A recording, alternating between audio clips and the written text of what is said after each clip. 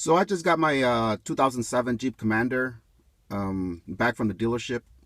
I took it in to do the ignition recall, and this is the differences that came back. So is it good or bad? I'll let you decide, but what you need to do with your key now, instead, before just being able to switch it, you have to really push it in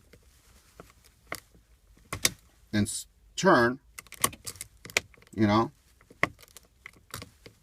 You really got to give it some good effort, and then it'll switch. You can hear the force of how different it is from the old ignition switch.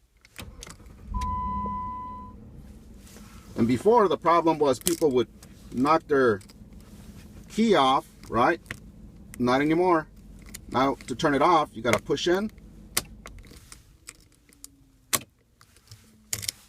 and there you go.